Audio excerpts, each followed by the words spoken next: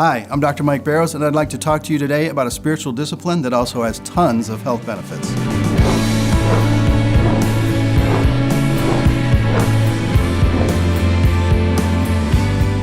I wrote this talk with type 2 diabetes in mind, but the following practices can realistically apply to anybody who's looking to better their health.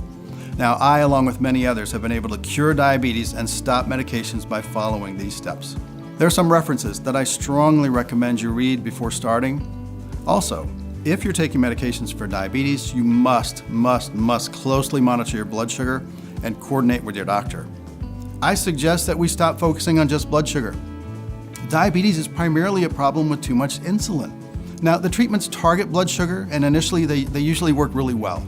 But the medications are not doing anything to correct insulin levels, which is why too many diabetics experience worsening disease over time, requiring more and more medications, and why too many diabetics eventually have complications like kidney failure, blindness, amputations, and heart attacks. Now, eating 6 to 7 small meals a day actually keeps your insulin levels high. Reducing calories and carbs in moderation are not effective for reducing insulin levels. Simple and processed carbs cause the highest spike of insulin. Now, proteins also spike insulin, just not as high as carbs, and fats have almost no effect on insulin, but eating anything causes at least some insulin to be released. So what can you do? Well, first, limit or eliminate processed carbs, especially white sugar, white flour, high fructose corn syrup.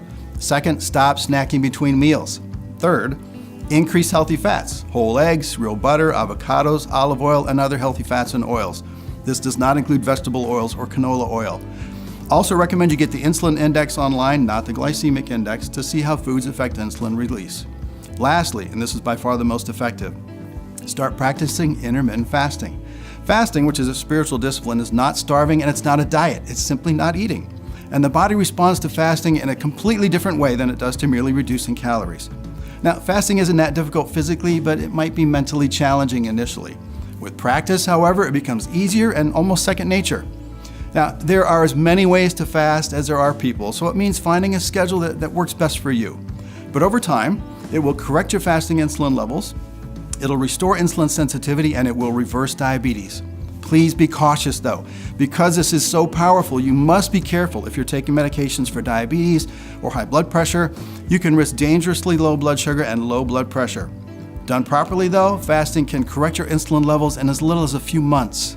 In addition, while fasting, the Bible advocates replacing mealtime with prayer time.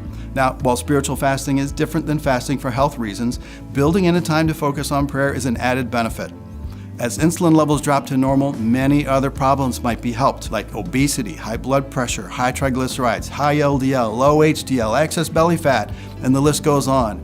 And the risk of heart disease, kidney failure, Alzheimer's disease, many types of cancer will also be reduced. There are 3 books that I strongly recommend you get a hold of to really educate yourself before you start. There are links in the description to learn more. Or you can check out the author of these books, Dr. Jason Fung, who has other great videos on YouTube. They'll answer most of the questions you might have, but if you still need help, send an email to choosemore@ichoosemore.com or comment with any questions. I have a passion for helping us heal our bodies and live healthier lives, and I'm glad to share this information with you. Thanks for watching, and I wish you the best of health.